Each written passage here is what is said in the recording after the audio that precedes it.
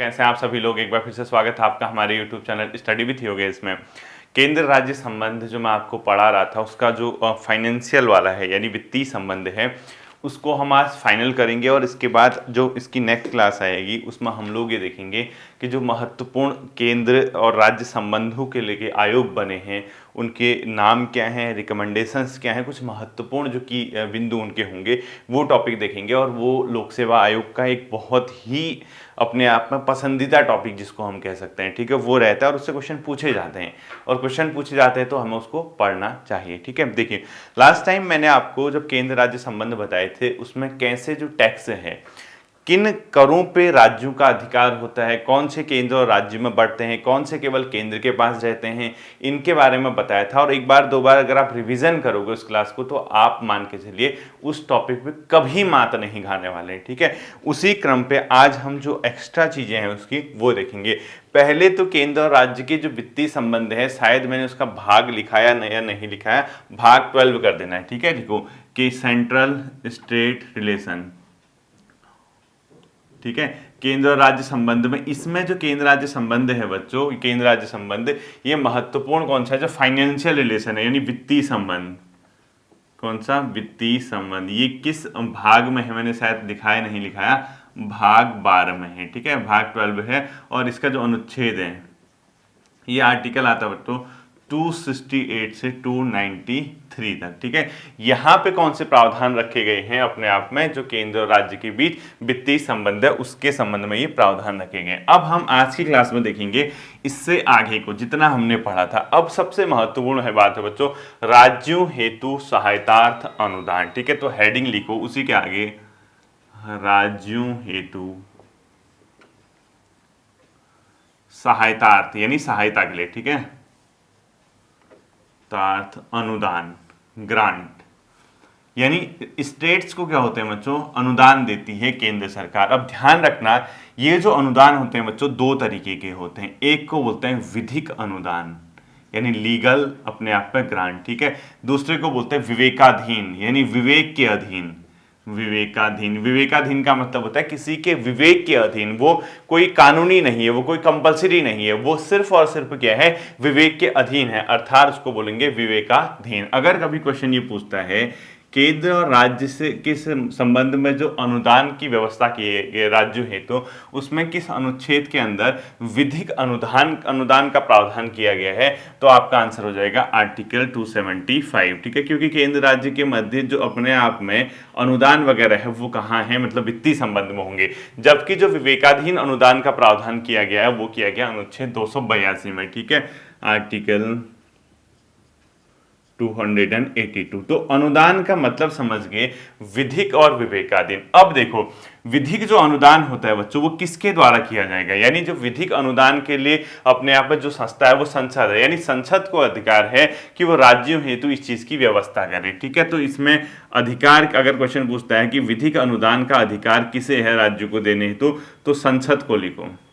अगर कभी ये पूछेगा किसे राज्यों को विधिक अनुदान देने का अधिकार है, तो आपका मतलब आंसर हो जाएगा पार्लियामेंट को। ठीक है, और ये जो अनुदान है, क्या ये विधिक अनुदान जो पैसा देती है, अनुदान करती है, क्या हर स्टेट के लिए सेम होगा? बिल्कुल नहीं, ये सेम नहीं हो सकता है, सेम भी हो सकता है, इसकी राशि, इसका जो अमाउंट है वो अलग अलग राज्य के लिए अलग अलग हो सकता है, सबकी अपनी कंडीशन है, अपना क्षेत्रफल है, वहाँ अलग अलग टाइप की जो समस्याएं हैं वो रहती हैं, तो ये जो राशि है ये अलग अलग हो सकती है, इसको लिखने की जरूरत नहीं है, आप चाहो तो लिख लो ये अनुदान की राशि अलग अलग राज्यों के लिए अलग अलग हो सकती है, ऐसा लिख लो। ठीक है, यानी जो राशि है मैं आप पूरा लिखना है, ठीक है, ये राशि अलग अलग राज्यों के लिए अलग अलग हो सकती है, यानी अगर मैं ये लिखूं ना अलग अलग तो समझ गए ना।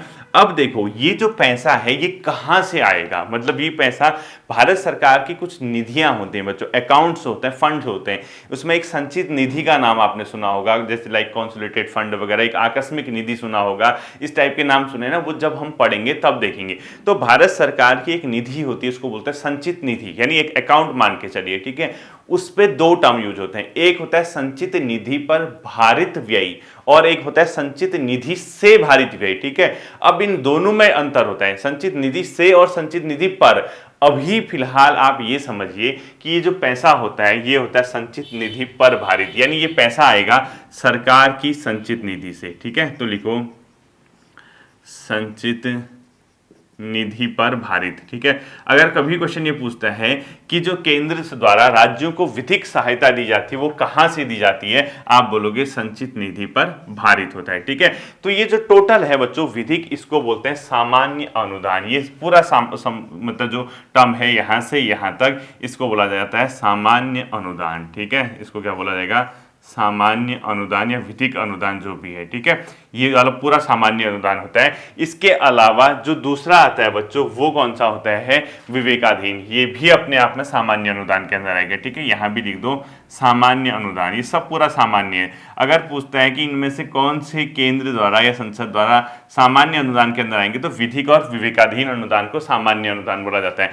विवेकाधीन 280 में होता है, ये किसके द्वारा, ये राज्यों के पास भी व्यवस्था है बच्चों। ठीक है, ये द्वारा लिखो, यानी ये विवेकाधीन जो अनुदान है किसके द्वारा दिया जाता है, संघ यानी केंद्र के द्वारा प्लस स्टेट यानी राज्य द्वारा।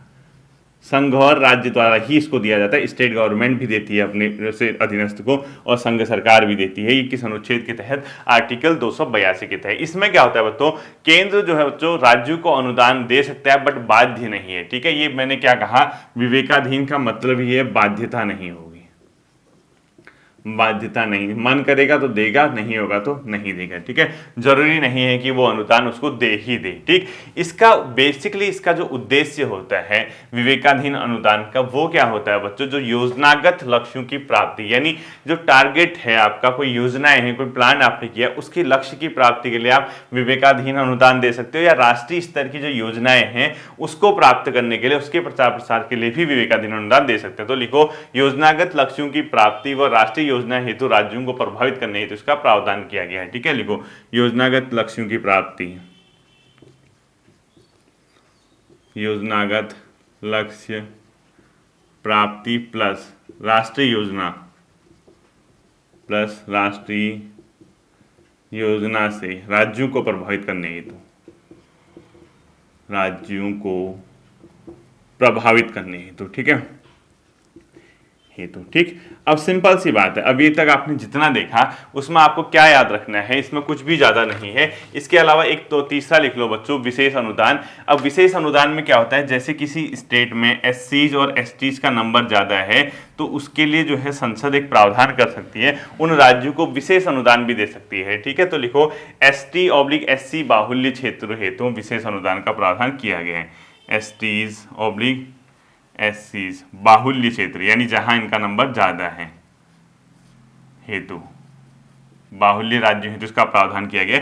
ये सारा प्रावधान जो है बच्चों किसकी अनुशंसा पे आता है, वित्त आयोग की अनुशंसा पे। वो इन डैश करके लिखो कंप्लीट। ठीक है, वित्त आयोग की अनुशंसा भी, हम वित्त आयोग भी देखेंगे, वित्त आयोग की अनुशंसा पे। ठीक है, तो कहीं ना कहीं यहाँ पे वित्त आयोग का भी नाम आ रहा है, यानी फाइनेंस कमीशन का। तो केंद्र और राज्य के वित्तीय संबंध में वित्त आयोग एक महत्वपूर्ण भूमिका निभाता है। अब यहाँ से देखो क्वेश्चन पूछेगा, राज्यों हेतु केंद्र द्वारा विधिक अनुदान सहायतार्थ का प्रावधान किस अनुच्छेद में किया गया है, विवेकाधीन का किस में किया गया है, विधिक अनुदान जो है का अधिकार किसको दिया गया है, केंद्र सरकार, संसद, राष्ट्रपति, ऐसे तो ध्यान रखना पार्लियामेंट को दिया गया है, जबकि विवेकाधीन संघ और राज्य दोनों को, राज्य सरकार को। ठीक है, विधिक अनुदान किस निधि से व्यय है, तो संचित निधि पर भारित है। ठीक है, ये सब चीजें नॉर्मल है, मुझे नहीं लगता कि इसमें आपको कोई भी चीज कठिन लगी होगी। ठीक है, देखिए इसके बाद जो बच्चों केंद्र और राज्य संबंध में अभी एक नया जो बॉडी सामने आई है उसको बोला गया है जीएसटी परिषद, यानी गुड्स एंड सर्विस परिषद, यानी गुड्स एंड सर्विस टैक्स परिषद, अर्थात वस्तु एवं सेवा कर परिषद लिखो इसको। ठीक है, जीएसटी परिषद हेडिंग लिखो, जीएसटी परिषद या जीएसटी काउंसिल बोलते हैं। ठीक है, इसको वस्तु एवं सेवा कर परिषद। इसका प्रावधान किया गया बच्चों 101 कॉन्स्टिट्यूशनल अमेंडमेंट 2016 के माध्यम से। और ये जो जीएसटी परिषद है इसके लिए जो आर्टिकल का प्रावधान है वो है बच्चों 279 का ए। अगर कभी ये क्वेश्चन पूछता है कौन से संविधान संशोधन के द्वारा जीएसटी परिषद का प्रावधान किया गया, तो आपका आंसर होगा 101वें संविधान संशोधन 2016 के माध्यम से। किस अनुच्छेद के तहत किया गया पूछता है, तो 279 के ए के माध्यम से। ठीक है, इसमें हमेशा याद रखना इसका मुख्य उद्देश्य है बच्चों जीएसटी के कुशल प्रशासन हेतु केंद्र और राज्यों के मध्य समन्वय स्थापित करना, यानी जो जीएसटी का कुशल अपने आप में प्रशासन है, जीएसटी के कुशल प्रशासन, यानी जीएसटी हमने लागू तो कर दिया, उसको कैसे सफल बनाएं? प्रशासन हेतु केंद्र व राज्य, सेंट्रल एवं स्टेट के मध्य समन्वय, कोऑर्डिनेशन, ठीक है, समन्वय स्थापित करना ही इसका लक्ष्य है, समन्वय। अब जो जीएसटी परिषद है बच्चों, इसका जो गठन होगा वो किसके द्वारा किया जाएगा? राष्ट्रपति के द्वारा। और बेसिकली ये केंद्र और राज्य का एक क्या है? फोरम है। गठन किसके द्वारा किया जाएगा इसका? राष्ट्रपति के द्वारा एक आदेश के तहत, ठीक है। और ये जो फोरम है बच्चों, इसमें जीएसटी परिषद है तो स्टेट के लोग भी होंगे, केंद्र के लोग भी होंगे, और इसकी अध्यक्षता जो करते हैं केंद्रीय वित्त मंत्री इसके अध्यक्ष होते हैं, ठीक है। तो सेंटर व स्टेट का फोरम लिखो, केंद्र व राज्य का फोरम है ये, सेंटर प्लस स्टेट का फोरम, ठीक है। अब बाकी इसके बारे में तथ्य पढ़ने हैं आपको, कौन इसका अध्यक्ष होगा जीएसटी परिषद का, वो नेट वगैरह में मिल जाएंगे, आप जिस भी किताब को पढ़ोगे। अभी मैं जीएसटी परिषद यहाँ ये नहीं पढ़ा रहा हूँ कि जीएसटी परिषद क्या है, हम तो केंद्र और राज्य के मध्य वित्तीय संबंध में कुछ महत्वपूर्ण संस्थाओं की भूमिका को देख रहे हैं, ठीक है। तो ये जीएसटी के कुशल प्रशासन हेतु इसका प्रयोग किया गया है। इसका जो कार्य है बच्चों, केंद्र व राज्य को जीएसटी के संबंध में अनुशंसा करना है, ठीक है। कार्य लिखो, कार्य सेंट्रल व स्टेट के जीएसटी के संबंध में अनुशंसा, रिकमेंडेशन, अनुशंसा इसका करना है, इसका मेन काम। अब आप कहोगे सर कैसी अनुशंसा करता है, एक दो पॉइंट बता दीजिए। नॉर्मल सा है, देखिए जब जीएसटी लागू हुआ था इस देश में इस संविधान संशोधन के माध्यम से, तो ये तय करना था कि कौन सी चीज हम जीएसटी के अंदर लाएंगे, यानी कौन से ऐसे टैक्सेस हैं जिसको हम हटा के अब वो जीएसटी उस पर लगाएंगे, उसका काम इसका ये भी था, ठीक है। अर्थात पहला लिखो, जिसका जीएसटी में विलय होना है, उन टैक्स की बात जिनका जीएसटी में विलय होना है, इसमें लिखो उस टैक्स की बात जिनका जीएसटी में विलय, यानी किसका जीएसटी में विलय होगा, कौन से अब ऐसे टैक्स होंगे जो जीएसटी में विलय हो जाएंगे, उसकी रिकमेंडेशन इसी ने करनी थी। या जिन पर जीएसटी लगेगा या नहीं लगेगा, लिखो किस पर जीएसटी किस पर नहीं, जीएसटी किस पर लगेगा या किस पर नहीं, ठीक है, किस पर या किस पर नहीं, ये भी इसका क्या था? रिकमेंडेशन था कि इसमें ये बताएगा कि जीएसटी किस पर लगेगा और किस पर नहीं, ठीक है। ये भी इसका क्या करना था? रिकमेंडेशन करना था। इसके अलावा एक आदर्श जीएसटी व्यवस्था कैसे लाई जाए, उसका बंटवारा कैसे, उसका प्रशासन कैसे हो, उसके बारे में भी इसने रिकमेंडेशन करना था, ठीक है। यानी एक आदर्श वस्तु एवं सेवा कर प्रणाली, आदर्श जीएसटी ऑब्लिक उसके बंटवारा, उसका बंटवारा, और इसके अलावा जो उसका प्रशासन है जीएसटी का वो कैसे किया जाए, उसके बारे में भी इसने क्या करना था बच्चों? रिकमेंडेशन करना था। किसने? जीएसटी ने, ठीक है। और अंतिम पॉइंट लिखो, जीएसटी इतना ही लिखो, जीएसटी बैंड के साथ न्यूनतम दरें क्या होंगी, ठीक है। जीएसटी बैंड के साथ न्यूनतम जीएसटी दरें कितनी होंगी, ठीक है। लिखो जीएसटी बैंड के साथ न्यूनतम दर, यानी किस में कितना जीएसटी लगेगा, उसके बारे में भी रिकमेंडेशन, ठीक है। अब देखो, अब आप कहोगे सर ये तो पढ़ लिया, क्वेश्चन क्या आ सकता है? क्वेश्चन, ठीक है, ये तो क्या है, खाली पढ़ देना है। ये जैसे आपके एग्जाम में अगर कॉन्सेप्ट आधारित क्वेश्चन आता है, जीएसटी के मुख्य कार्य क्या हैं, आप सीधे बता दो, वैसे ही पता चल जाता है। केंद्र और राज्य के बीच जीएसटी के कुशल प्रशासन, इसके अलावा जीएसटी की दरों पे डिस्कशन, इसके अलावा केंद्र और राज्य के मध्य जीएसटी के बेहतर समन्वय, ये तो कॉन्सेप्ट आधारित एक बार पढ़ा। इसको अब ये कई लोग क्या करेंगे, इसको याद करेंगे। अरे भाई याद करके क्यों अपना माथा पैची कर रहे हो, एक बार पढ़ लो ना। आपको जब पता चल गया कि ये संस्था केंद्र और राज्य के मध्य एक प्रकार से वस्तु एवं सेवा कर प्रणाली के बेहतर कोऑर्डिनेशन, बेहतर समन्वय के लिए स्थापित की गई, तो इसके पॉइंट पढ़ने की जरूरत क्या है? आपने पढ़ा, आपको ये समझ नहीं आ रहा कि केंद्र और राज्य के मध्य कैसे जीएसटी का बेहतर प्रशासन हो, कैसे क्या जीएसटी के दरें हो, या केंद्र और राज्य में कौन से कर जीएसटी के अंदर शामिल किए जाएं, किस पे जीएसटी लगेगा किस पे नहीं लगेगा। सेंटर और स्टेट के मध्य जीएसटी के समन्वय के लिए सबसे बड़ी संस्था है, तो वैसे ही कॉमन सेंस है। ये सिर्फ इसलिए बच्चों लिखाया जाता है, आपको याद करने के लिए नहीं लिखाया जाता है। आपके दिमाग पे आखिरकार जो आप सोचते हैं कि ये वो चीज है, उसके बारे में पता चल जाता है कि हाँ इसके कार्य भी यही होंगे। जो क्वेश्चन आ सकता है किस अनुच्छेद में इसका प्रावधान किया गया, कौन से संविधान संशोधन के द्वारा इसका गठन किया गया और इसका मुख्य कार्य क्या है, इसमें केंद्र, ध्यान रखना केंद्र और राज्य दोनों के होंगे। अब इसके अध्यक्ष अगर पूछते हैं मुझे कॉमेंट सेक्शन में बता देना नेट से, ठीक है। केंद्रीय वित्त मंत्री इसके अध्यक्ष होते हैं। बेसिकली इसको देख लेना कौन होता है कौन नहीं होता है, एक बार चेक कर लेना, तो फिर भी मतलब जीएसटी के बारे में इतना आप देखोगे तो हो जाएगा, ठीक है।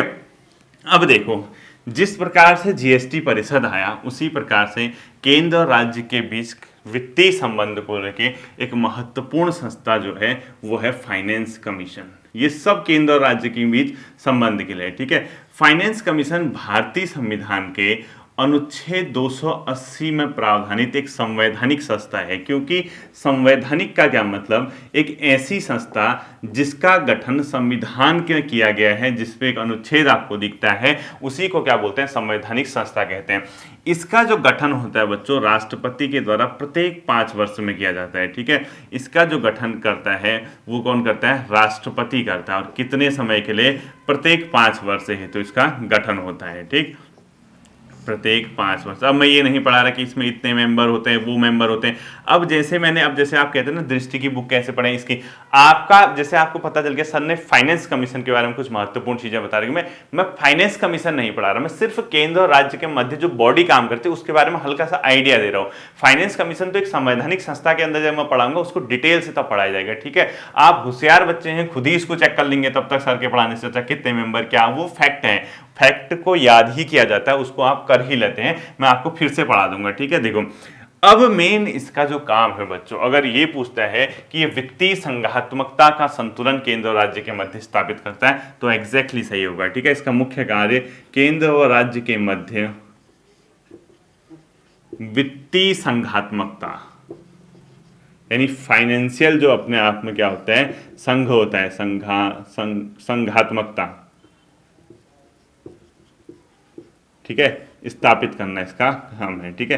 यानी संघात्मक मतलब संघीय शासन व्यवस्था में क्या होता है, केंद्र व राज्य के बीच शक्तियों का बंटवारा होता है, केंद्र व राज्यों के अधिकार होते हैं। उसी प्रकार से फाइनेंशियल जो अथॉरिटीज होती है, फाइनेंशियल जो राइट्स होते हैं, उसके संबंध में ये क्या करता है, एक प्रकार से संतुलन स्थापित करता है। यानी वित्तीय संघात्मकता का संतुलन, वित्तीय संघात्मकता का संतुलन स्थापित करता है। वो इसका मेन काम है, संतुलन स्थापित करता है, ठीक है। कौन, अपने आप में सेंटर व स्टेट के मध्य वित्त आयोग। इसके अलावा देखिए इसकी जो सिफारिश है बच्चों, किसको अपनी सिफारिश देगा, ये राष्ट्रपति को। तो अगला पॉइंट लिखो, सिफारिश। वित्त आयोग किसको सिफारिश करता है, अगर क्वेश्चन पूछता है तो राष्ट्रपति को, ठीक है।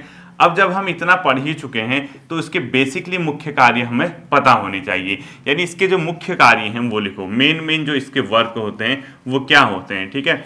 एक तो सबसे बड़ा इसका काम है बच्चों, हमने जो टैक्स सिस्टम पढ़ा उसमें सेंटर व राज्य के मध्य कराधान व्यवस्था व राज्यों की हिस्सेदारी का ये निर्धारण करता है, ठीक है। सेंट्रल व स्टेट के मध्य, सेंट्रल यानी केंद्र और राज्य के मध्य कराधान व्यवस्था, टैक्सेशन सिस्टम, ठीक है, कराधान व्यवस्था व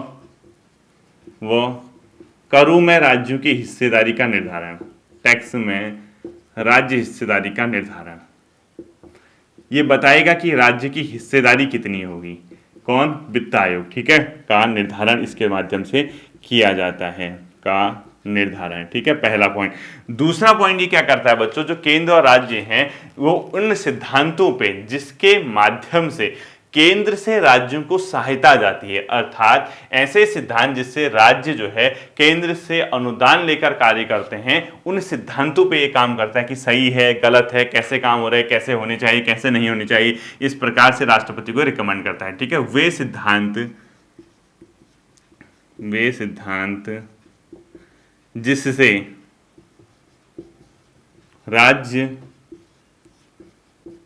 जिससे राज्य केंद्र से अनुदान लेकर कार्य करते हैं,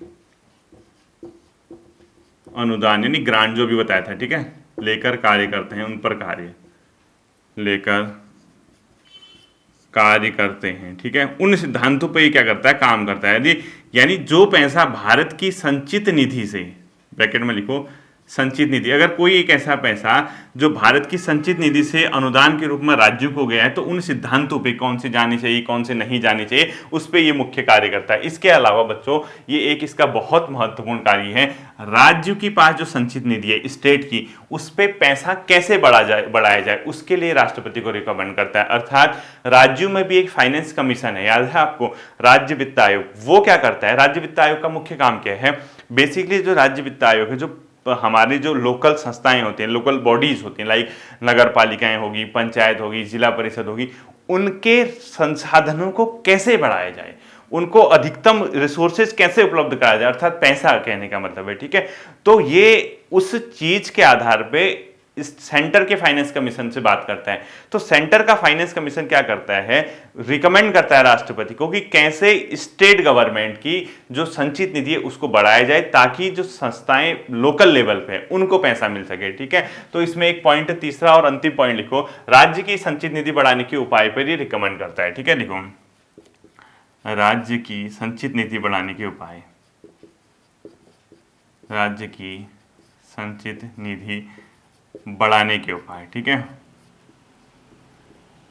बढ़ाने के उपाय, ब्रैकेट में लिखो स्टेट फाइनेंस कमीशन की सिफारिश पर, यानी राज्य सिफारिश जिससे जिससे लिखो पंचायत ऑपरेटिक नगर पालिकाओं के संसाधन बढ़ाए जा सके, जिससे पंचायत व नगर पालिकाओं के संसाधन बढ़ाए जा सके, ठीक है, गांवों के संसाधनों को बढ़ाया जा सके।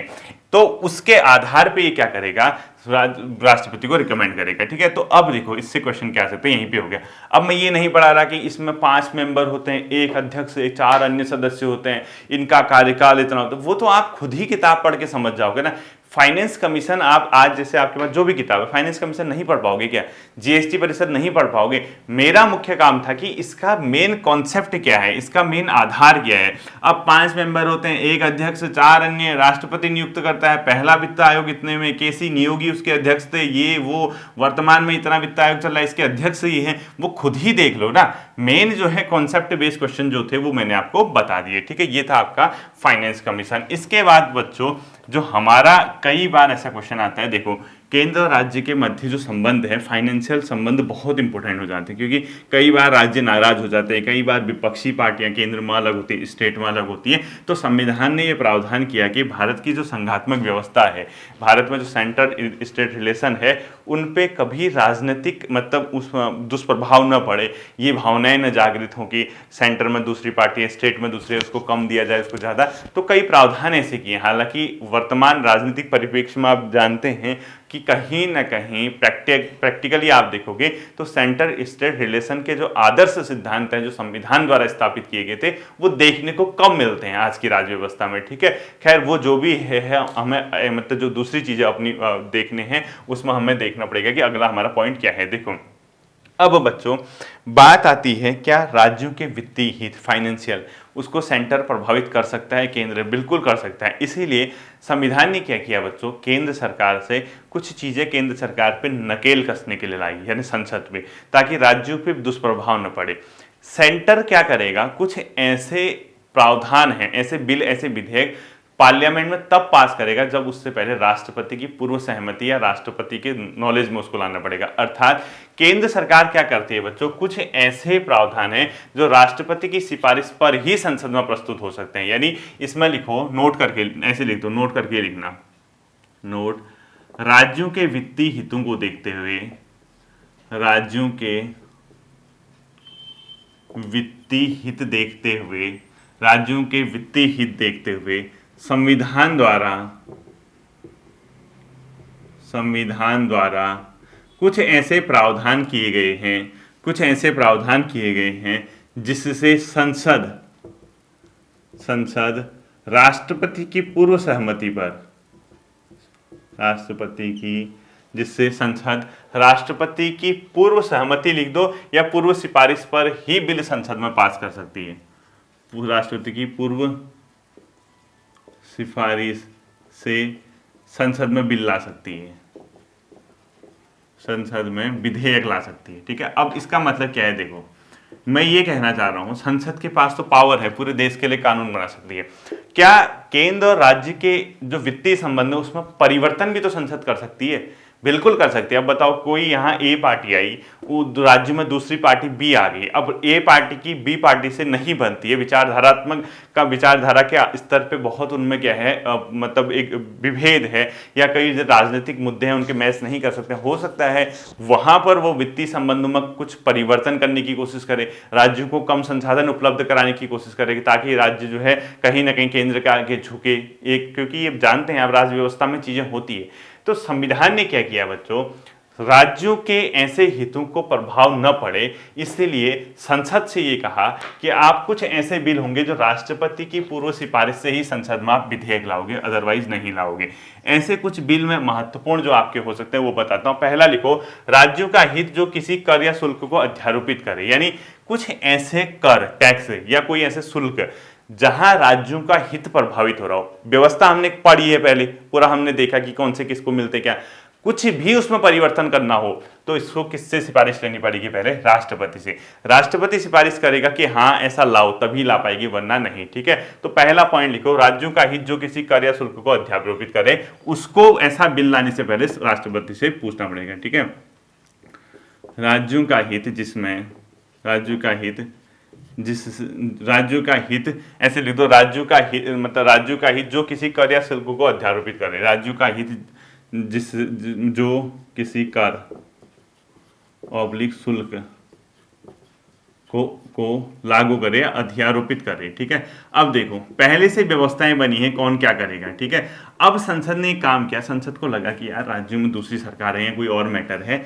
मैं क्या करता हूं, इसका जो ये वाला टैक्स है, ये वाले कर हैं जिसको राज्यों को मिल रहा है, उसमें कुछ चेंज कर देता हूं। तो ऐसा कर या शुल्क जिसमें राज्यों का हित है उसको लाने से पहले संसद को किससे सिफारिश करनी पड़ेगी? सिफारिश राष्ट्रपति की। कहने का मतलब है कोई भी शुल्क या कर जहां राज्यों का हित हो उस पर अगर परिवर्तन करना है तो आपको राष्ट्रपति से क्या लेनी पड़ेगी? पूर्व सिफारिश लेनी पड़ेगी। ऐसे ही आयकर के संबंध में कृषि आय के अर्थ में परिवर्तन, यानी कृषि आय का अर्थ क्या है उसमें अगर आपने चेंज कर दिया, आपने कहा ना इसको हम कृषि आय नहीं मानेंगे, इसको आप कृषि आय, क्योंकि कृषि आय पे जो टैक्स लगता है वो राज्य को मिलता है, राज्य लगाते हैं। अब आपने कहा कृषि आय की, क्योंकि डेफिनेशन होगी पहले से, इसको आप कृषि आय मानोगे, आपने कहा ना राज्यों की जगह हमें भी थोड़ा मिलना चाहिए, इस कृषि आय की परिभाषा ही बदल दो। ऐसा करने से पहले आपको राष्ट्रपति से संबंध पूछना पड़ेगा, सिफारिश। ठीक है, आयकर के संबंध में कृषि आय के अर्थ में परिवर्तन, कृषि आय के अर्थ में परिवर्तन, यानी आपने कहा एग्रीकल्चर इनकम क्या है, इसको हम चेंज करना चाह रहे हैं, ऐसा बिल लाने से पहले आपको राष्ट्रपति की क्या करनी पड़ेगी? सिफारिश करनी पड़ेगी। इसको ध्यान में आपको रखना होगा। ठीक है, तीसरा, राज्यों में वितरण के नियम में परिवर्तन, राज्यों को कैसे आप डिस्ट्रीब्यूट करते हो पैसा, उसके जो नियम है उसको अगर आप चेंज कर दोगे तो पूछना पड़ेगा। राज्यों के वितरण के नियम में परिवर्तन, यानी राज्यों को आप कैसे डिस्ट्रीब्यूशन कर रहे हैं पैसे कर का, उसमें वितरण के नियम में परिवर्तन ठीक है, ऐसा करने से पहले आपको क्या करना पड़ेगा? राष्ट्रपति से सिफारिश लेनी पड़ेगी, ध्यान रखना है इसको। ठीक है, और फोर्थ और लास्ट पॉइंट लिखो, देखो, और फोर्थ पॉइंट जो होगा किस पे लेना पड़ेगा? आपने अगर कोई भी शुल्क या कर पर ऐसा अधिकार जो भारत की संचित निधि से जाता है, यानी राज्यों के प्रयोजन, राज्यों के लिए अगर आपने कोई एक ऐसा कर या एक ऐसा मतलब अपने आप में शुल्क जो भारत की संचित निधि पर कहीं ना कहीं डिपेंड है, उसमें अगर आपको चेंज करना है तो आपको राष्ट्रपति की सहमति लेनी पड़ेगी। तो ठीक है, तो लिखो, राज्यों के प्रयोजन हेतु कर या शुल्क पर अधिकार अध्यारोपित करना है। ठीक है, यानी इसमें लिखो, संचित निधि से, संचित निधि से राज्यों के प्रयोजन हेतु, प्रयोजन यानी वो यूज करें जो, ठीक है, उद्देश्य, प्रयोजन हेतु कर ऑब्लिक शुल्क पर अधिकार, अगर आपने इसमें कोई भी चेंज करना है तो आपको राष्ट्रपति की सहमति। अब आप कहोगे सर क्या इससे क्या क्वेश्चन आएगा, क्या इसको याद करना है? बिल्कुल याद नहीं करना है। क्वेश्चन क्या आएगा? देखो, जब आप इसके कॉन्सेप्ट आधारित क्वेश्चन देखोगे, केंद्र राज्य वित्तीय संबंध के संबंध में निम्नलिखित कथनों पर विचार कीजिए। ठीक है, स्टेटमेंट नंबर 1, वित्त आयोग केंद्र और राज्य के मध्य वित्तीय संघात्मकता के संतुलन को स्थापित करने में महत्वपूर्ण भूमिका निभाता है। बिल्कुल सही। जीएसटी परिषद एक केंद्र और राज्य के मध्य एक फोरम का काम करता है। बिल्कुल सही। राज्यों को हितों को प्रभावित न हो इसलिए संविधान ने कुछ ऐसे प्रावधान किए हैं जो संसद उन बिलों को लाने से पहले राष्ट्रपति की पूर्व सहमति लेगी या पूर्व सिफारिश करेगी। एग्जैक्टली सही है। ये आपका ये याद नहीं करना है कि ये पॉइंट में ऐसा होगा, ऐसा नहीं पूछता है। इसका टोटल कंक्लूजन क्या निकला? कंक्लूजन ये निकला कि कहीं राज्यों के वित्त, तो ये चीज जो है समझना बहुत जरूरी है बच्चों, क्योंकि राज्यों के जो हित हैं आयकर के संबंध में है, राज्यों के वितरण है, संचित निधि, ये कहीं ना कहीं सारा चीज रटने से बेहतर ये है कि आप लोग सिर्फ वो चीज पढ़िए जो आपके एग्जाम में आ सकती है। एग्जाम में आने का ये मतलब है, यही पॉइंट आपको की पॉइंट रखना है। ये तो कॉमन सेंस है, जो 4 पॉइंट है कॉमन सेंस है। अरे भाई तुम एक और कह रहे हो कि हम राज्य को देंगे, राज्य को अनुदान मिलेगा, राज्य को डिस्ट्रीब्यूशन होगा, राज्य को ये कर मिलेंगे, राज्य को, तो फिर कहां अगर तुम उसमें कोई परिवर्तन कर रहे हो, परिवर्तन कौन कर सकता? पार्लियामेंट, इसके अलावा कोई तो कर नहीं सकता। पार्लियामेंट अगर उसमें परिवर्तन कर रही है उन सभी पॉइंट्स पे जो राज्यों के वित्तीय हितों से संबंध में, तो आपको राष्ट्रपति की पहले पूर्व सिफारिश लेनी आवश्यक है। ठीक है, रटना नहीं है, समझना है। 4 पॉइंट देख के बेहोश मत हो जाना, सिर्फ वो पता होना चाहिए जो मैं आपको समझाने की कोशिश कर रहा हूं। ठीक है, वन लाइनर पढ़ने वालों और जो सिर्फ और सिर्फ सोचते कि एक दिवसीय एग्जाम में सिर्फ फैक्ट पढ़ के अगर हमारा सिलेक्शन हो जाएगा तो फिर बहुत मुश्किल आने वाली समय में आपको हो सकती है। ठीक है, अब देखो लास्ट की 2-3 चीजें सीख लेते हैं। ऋण कौन कौन ले सकता है? ठीक है, केंद्र और राज्यों के द्वारा ऋण भी लिया जा सकता है बच्चों। केंद्र व, ये खाली समझने वाले, ये याद नहीं करने। ठीक है, राज्यों द्वारा ऋण यानी उधार। ठीक, देखो कैसे कैसे हो सकता है। ठीक है, पहला लिखो केंद्र। केंद्र सरकार बच्चों भारत या भारत से बाहर ऋण ले सकती है। भारत ऑब्लिक भारत से बाहर, यानी किसी दूसरे देश से या कहीं से भी, या किसी अंतर्राष्ट्रीय वित्तीय संस्था से भारत से बाहर ऋण ले सकती है। ठीक है, राज्य सरकार केवल भारत में ऋण ले सकती है, यानी राज्य सरकारें केवल भारत के अंदर ऋण ले सकती हैं, केवल भारत में ही ऋण ले सकती है। ठीक है, ये ध्यान रखना। जब केंद्र ऋण लेगी ना बच्चों तो संचित निधि की गारंटी देगी, भारत की जो फंड है संचित निधि उसकी गारंटी पे, वरना कौन देगा उसको बताओ? संचित निधि की गारंटी पर। ठीक है, वो गारंटी रखेगी उसकी, संचित निधि की गारंटी पर। और जो राज्य सरकार है ना वो राज्य की संचित निधि की गारंटी पर, संचित निधि की गारंटी पर, गारंटी पर क्या कर सकती है? अपने आप में ऋण ले सकती है। ठीक है, तीसरा बच्चों केंद्र सरकार राज्य को ऋण दे सकती है या केंद्र गारंटी दे सकती है। ठीक है, किसी अगर कोई राज्य कहीं से ऋण ले सकता है भारत के अंदर तो केंद्र उसको गारंटी दे सकती है। ठीक है, लिखो केंद्र सरकार राज्य को ऋण दे सकती है, केंद्र सरकार राज्य को ऋण ऑब्लिक गारंटी दे सकती है। कहीं से अगर राज्य सरकार ऋण ले रही ना तो गारंटी दे सकती है। ठीक है, ये किससे होगा? भारत की संचित निधि पर, भारत की, अभी बताऊंगा क्या क्वेश्चन आएगा तो। ठीक है, संचित निधि, यानी इसमें जो है भारत की जो संचित निधि है, इस भारत की संचित निधि पर वो पैसा होगा भारित होगा। बाई चांस अगर कोई राज्य नहीं चुका पाया गारंटी दी तो भारत सरकार को देना पड़ेगा। ठीक है, पर भारित होगा। और अंतिम जो 4th पॉइंट है वो पॉइंट क्या है बच्चों? राज्य केंद्र की अनुमति के बिना ऋण नहीं ले सकता है, यानी कोई राज्य सरकार है वो केंद्र की अनुमति के बिना ऋण नहीं लेगा। याद रखना, यदि केंद्र द्वारा दिए गए ऋण का कोई भाग बकाया हो, सिर्फ और सिर्फ अगर किसी राज्य ने, किसी केंद्र ने, मतलब केंद्र ने राज्य को कोई ऋण दिया, उधार दिया, अब वो पूरा चुकता नहीं कर पाया, बकाया है, उसको बचा है, तो अगर राज्य को किसी और जगह से ऋण लेना है तो केंद्र की अनुमति लेनी पड़ेगी। इस चीज को ध्यान रखना, वरना नहीं। ठीक है, जिसके संबंध में केंद्र ने गारंटी दी हो। लिखो राज्य को केंद्र की अनुमति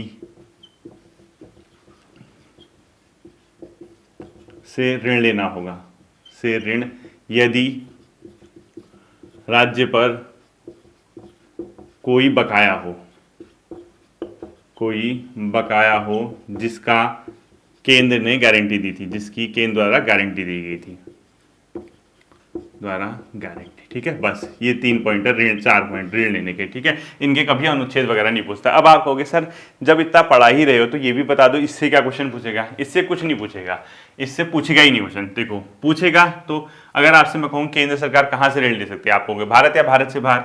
राज्य सरकार केवल भारत से। केंद्र सरकार जो ऋण लेती है उसमें कौन से निधि को गारंटी देती है? संचित निधि। राज्य जो लेगा राज्य से। क्या केंद्र सरकार जो है राज्य को ऋण या गारंटी दे सकती है? बिल्कुल दे सकती है। वो किस निधि पे? भारत की संचित निधि। किस केस में राज्य को केंद्र से मतलब अनुमति लेनी होगी ऋण लेने में? यदि उसका कोई पैसा बकाया है जिसमें केंद्र ने गारंटी दी थी, अदरवाइज नहीं। ठीक है, लास्ट के पॉइंट 3-4 पॉइंट नोट करके लिखने बच्चों, ये टॉपिक आपका एंड हो जाएगा। ठीक है, बहुत अच्छे से एंड हो जाएगा। सबसे लेंदी चैप्टर है केंद्र राज्य संबंध वाला। ठीक है, देखना, नोट कर लो। पहला पॉइंट नोट, केंद्र की परिसंपत्तियों को राज्य के कर से छूट है। सही स्टेटमेंट है ये। ठीक है, केंद्र की परिसंपत्तियों को, परिसंपत्ति भी बताता हूं क्या होता है, ठीक है। परिसंपत्तियों को राज्य कर से छूट है, यानी कोई केंद्र की परिसंपत्ति जो किसी स्टेट गवर्नमेंट के अंदर है, ठीक है, उसको राज्य की कर से छूट होगी, ठीक है। परिसंपत्ति मतलब जैसे भूमि है, कोई केंद्र की बिल्डिंग है, उस पर कोई काम चल रहा है, ठीक है, इन सबको, यानी भूमि है, भवन है, इसके अलावा चल अचल संपत्ति कोई भी है, कोई शेयर है, कोई जमा है, ठीक है। चल संपत्ति या अचल संपत्ति, चल चल मतलब जैसे जो यहाँ पे एक जगह से दूसरी जगह जा सकती है, ठीक है। अचल मतलब जैसे भूमि वगैरह, भवन वगैरह। अचल, चल अचल, अचल संपत्ति, शेयर, किसी राज्य में शेयर है, ऑब्लिक जैसे बीमा आदि। ये केंद्र की कोई परिसंपत्ति अगर है, इनमें जो है बच्चों बीमा की जगह जमा कर दो, कोई मतलब जमा कर रखी है जो, उस पर टैक्स नहीं पड़ेगा, ठीक है, कि राज्य सरकार उस पर केंद्र में मतलब कर नहीं लगाएंगे जो उस स्टेट में है, ये ध्यान रखना। अब देखना इसका उपयोग क्यों किया जाता है। इसका उपयोग हो सकता है बच्चों किसी सशस्त्र सेना के लिए या वाणिज्यिक प्रयोजन हेतु, ठीक है। इन परिसंपत्तियों का उपयोग क्यों होता है, सशस्त्र सेना को दे दिया ये सब, कोई मतलब भारत की कोई सेना है जिसमें आर्म्स है, ठीक है, सशस्त्र सेना ऑब्लिक वाणिज्य, कॉमर्शियल भी हो सकता है, ऑब्लिक वाणिज्य, वाणिज्य उपयोग, इसके लिए इसका प्रयोग किया जाता है, ध्यान में इसको रखना है, ठीक है। ये उपयोग किस चीज के लिए होता है। इसके अलावा बच्चों जो देखना, केंद्र द्वारा जो निर्मित कोई निगम है या कोई कंपनी है, उसको राज्य कर से छूट नहीं मिलती है, ठीक है। केंद्र की परिसंपत्तियों में राज्य कर से तो छूट मिलती है, तो ऐसे ही लिखो, केंद्र द्वारा निर्मित, केंद्र द्वारा निर्मित,